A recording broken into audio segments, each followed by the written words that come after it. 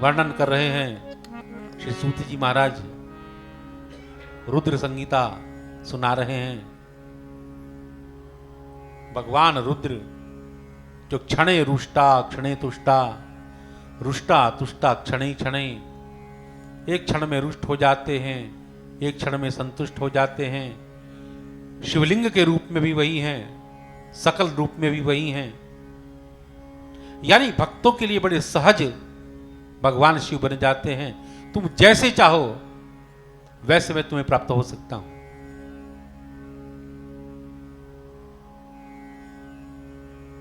शौनक आदि ऋषियों के ये पूछने पर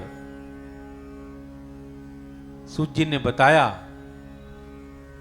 कि भगवान शिव का भगवती गंगा से कैसे संबंध हुआ। उनकी जटाओं से गंगा की जो यात्रा प्रारंभ होती है, कि यात्रा कैसे प्रारंभ हुई। सूत जी बता रहे हैं कि महाराज सगर, जिनसे सागर बना है, उनकी 2 रानियां थी। एक का नाम था सुमति और एक का नाम था केशिनी। सुमति से 60,000 बेटे थे और केशिनी से एक बेटा जिसका नाम था असमंजस। इन्हीं के बेटे हुए हैं अंशुमान। एक बार महाराज सगर ने अश्वमेध यज्ञ किया। पहले जो राजा हुआ करते थे वो अश्वमेध यज्ञ किया करते थे। जिस समय राज परंपराएं चला करती थी, राजतंत्र हुआ करता था, अश्वमेध यज्ञ का प्रावधान हुआ करता था। और अश्वमेध यज्ञ करने का तात्पर्य क्या होता था? अश्व का एक अर्थ होता है राष्ट्र और मेध का एक अर्थ होता है उन्नति। हमारे राष्ट्र की उन्नति हो, इसके लिए अश्वमेध यज्ञ किया जाता था। इसका एक नाम होता था राष्ट्रोन्नति यज्ञ। अश्व छोड़ा जाता था दूसरे राज्यों में, उस अश्व के बहाने से ही अन्य राज्यों पर आक्रमण करके दिग्विजय की जाती थी राजाओं के द्वारा। तो एक बार अश्वमेध यज्ञ का घोड़ा छोड़ा गया। उस घोड़े को लेकर जो राजा, जिन्होंने उसे ग्रहण कर लिया, चुरा लिया, तो अंशुमान की जो सेना थी वो पीछा करते हुए उसका जब चली, तो उस राजा ने घबराकर उस अश्वमेध यज्ञ के घोड़े को कपिल मुनि के आश्रम में बांध दिया और वहां से चला गया। उसका पीछा करते करते अंशुमान अपनी सेना सहित जब कपिल भगवान के आश्रम में पहुंचे तो वहां जाकर पूछा, महाराज ये घोड़े के पद चिन्ह यहां पर दिखाई दे रहे हैं, आपके आश्रम में घोड़ा है, बताओ कहां है। कपिल मुनि तपस्या में लीन थे। जब बार बार अंशुमान ने कहा कहां है घोड़ा, तो अंशुमान सहित 60,000 बेटे जो सगर महाराज के थे, उन्होंने आक्रमण करने के लिए जैसे ही उद्यत हुए कपिल मुनि पर, क्योंकि अपनी राजशाही थी, राजपद का अभिमान था, तो कपिल मुनि को क्रोध आ गया और कपिल मुनि के नेत्रों से निकली हुई ज्वाला में वो 60,000 पुत्र जो थे वो जलकर भस्म हो गए। अंशुमान घबरा गए। 60,000 अपने भाइयों के मरने से इस बात जाकर महाराज सगर को सुनाई अंशुमान ने। महाराज सगर घबरा गए। 60,000 बेटे एक साथ जलकर भस्म हो गए। हाहाकार मच गया राजधानी में।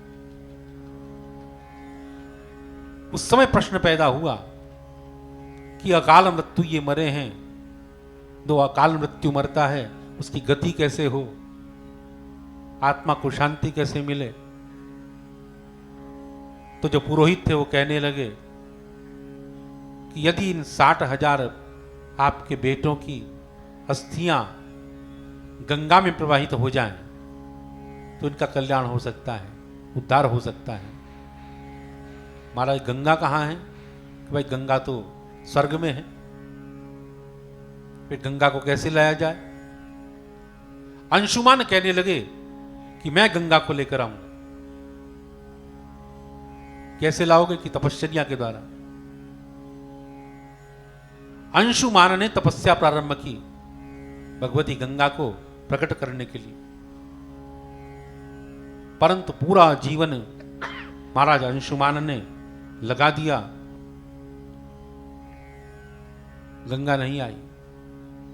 अंशुमान के बेटे दिलीप वो अपने पिता का अनुकरण करते हुए कहने लगे, मैं अपने पिता की यात्रा को और आगे बढ़ाऊंगा, अब तपश्चर्या मैं करूंगा। अंशुमान के बेटे दिलीप ने गंगा को प्रकट करने के लिए तपस्या प्रारंभ की। गंगा प्रसन्न नहीं हुई। अगली पीढ़ी प्रारंभ हो गई, उनके बेटे भगीरथ,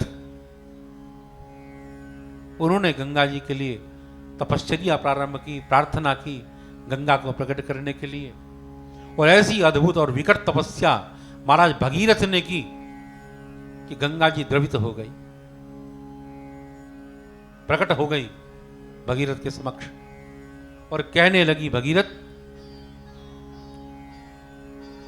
मांगो, क्या मांगते हो?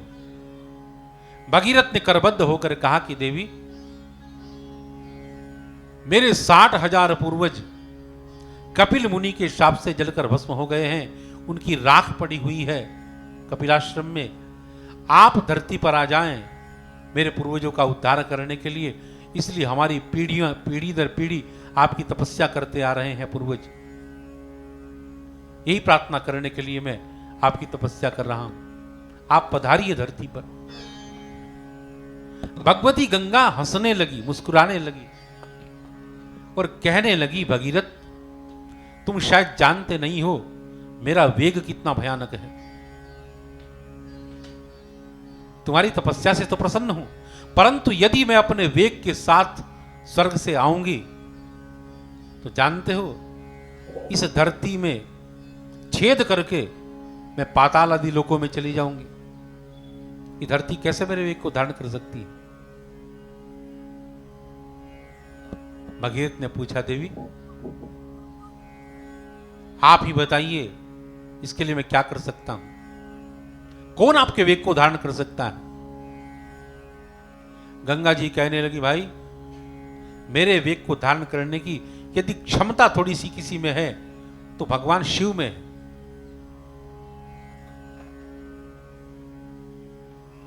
तुम यदि शिव को मना सको इसके लिए तो मैं प्रकट हो सकती हूं। अब भगीरथ ने भगवती गंगा की आज्ञा को शिरोधार्य किया और उसके बाद तपस्या प्रारंभ की भगवान शिव को प्रसन्न करने के लिए।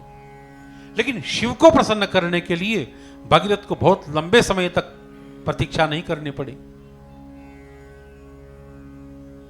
पंचाक्षर मंत्र का जाप प्रारंभ किया महाराज भगीरथ ने और थोड़े से जाप से ही भगवान आशुतोष प्रसन्न हो गए। मन से, अंतःकरण से, विशुद्ध भाव से, प्रेम से इस पंचाक्षर मंत्र का यदि जाप किया जाए, इसका प्रत्यक्ष प्रभाव है। ये प्रभाव कोई कम नहीं हुआ। आज भी जो पंचाक्षर मंत्र का जाप करता है शिव की कृपा प्राप्त हो जाती है। भगवान शिव प्रत्यक्ष देव हैं, बहुत जल्दी रीझने वाले हैं। पंचाक्षर मंत्र का जाप भगीरथ ने ऐसा किया कि भगीरथ के उस जाप से, उस तप से आशुतोष तुरंत प्रसन्न हो गए। भगीरथ को कहा, भगीरथ मांगो, क्या चाहते हो? क्यों स्मरण किया मेरा? भगीरथ ने प्रार्थना की, प्रभु भगवती गंगा के वेग को आप ही धारण कर सकते हैं। धरती पर उनको लाने के लिए मैंने तपस्या की थी। भगवती गंगा का यह आदेश हुआ है, आप उनके वेग को धारण करें तो पूर्वजों का हमारे उद्धार हो सकता है। भगवान शिव ने स्वीकार किया। गंगा को से फिर प्रार्थना की भगीरथ ने, और भगवती गंगा भगीरथ की विनय को सुनकर भगवान श्री नारायण के चरणों से प्रकट हुई और अपने भयानक वेग के साथ में चल पड़ी।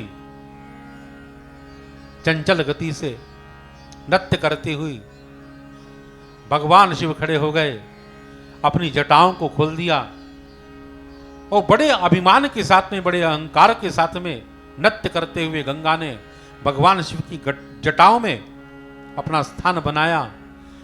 जब भगवती गंगा चली तो वर्णन आता है कि गंगा जी को भी अभिमान हो गया। विचार करने लगी कि मैंने कह तो दिया है कि भगवान शिव जटाजूट में मुझे स्थापित कर लेंगे, मेरे वेग को संभाल लेंगे, लेकिन न जाने शिव संभाल भी पाएंगे या नहीं। एक क्षण के लिए ये भाव मन में हो गया, लेकिन भगवती गंगा के भाव को शिव ने समझ लिया।